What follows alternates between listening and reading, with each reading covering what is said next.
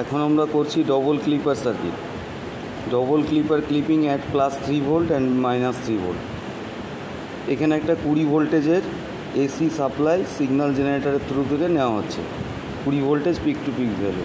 তার সঙ্গে একটা 3.3 কিলো ওহমের একটা রেজিস্ট্যান্স যোগ করা হয়েছে এবং একটা ডায়োড এইভাবে কানেকশান করা আছে।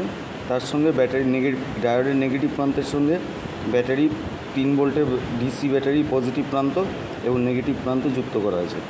আরেকটি ডায়োডকে ঠিক উল্টোভাবে কানেক্ট করা হয়েছে এবং ব্যাটারিটাও এটার সঙ্গে উল্টোভাবে কানেক্টেড হয়েছে। তাহলে during the positive half cycle of the input signal, অর্থাৎ ইনপুট সিগন্যালের যখন পজিটিভ চক্র আসবে তখন এদিকটা পজিটিভ থাকবে এবং এদিকটা নেগেটিভ থাকবে। তার ফলে এইখান দিয়ে এই ডায়োডটা অন হয়ে যাবে। অন হয়ে যাওয়ার ফলে ডায়োডের মধ্যে ভোল্টেজ ড্রপ হবে 0.6 ভোল্ট। তার ফলে এবং এই ডায়োডটা রিভার্স বায়াস থাকার জন্য এই ডায়োডটা ওপেন, কারণ এই ব্রাঞ্চে কোনো কারেন্ট যাচ্ছে না। তাহলে আউটপুট ভোল্টেজ কত হবে না 3 ভোল্টেজ প্লাস ডায়োডের একপাশে ভোল্টেজ ড্রপ হচ্ছে 0.6 ভোল্ট, তাহলে প্লাস 3.6 ভোল্টেজ।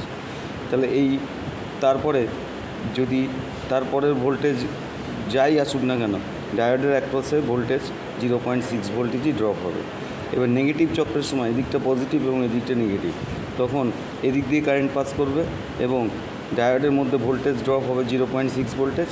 তার মানে নেগেটিভে এদিকটা পজিটিভ এবং এদিকটা নেগেটিভ পোলারিটি হবে এবং ভোল্টেজ হবে -3.6 ভোল্ট। তাহলে একবার এটা অন হচ্ছে, একবার এই ডায়োডটা অন হচ্ছে। তার ফলে একবার এদিকে নেগেটিভ পার্ট ক্লিপ হচ্ছে আর এদিকে পজিটিভ পার্টের কিছু পার্ট ক্লিপ হচ্ছে আর নেগেটিভ পার্ট ক্লিপ হচ্ছে, আর এখানে নেগেটিভ পার্টের কিছুটা পার্ট ক্লিপ হচ্ছে এবং পজিটিভ পার্ট অফ থাকছে।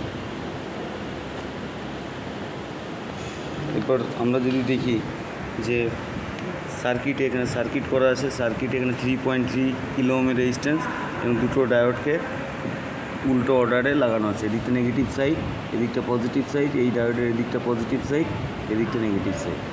এরপর এর সঙ্গে কি লাগানো আছে না DC voltage source, 3 voltage source যুক্ত করা আছে এবং 3 ভোল্টেজ সোর্সগুলো অ্যাজ পার ফিগার যেরকমভাবে খাতায় আঁকা ছিল সেই অনুযায়ী কানেকশান করা আছে।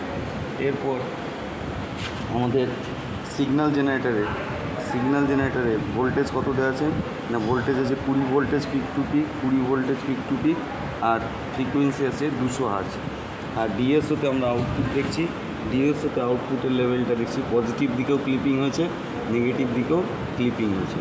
তার জন্য আমরা এটাকে বলতে পারি +3 ভোল্ট এবং -3 ভোল্টে ক্লিপিং হচ্ছে বোথ সাইডে।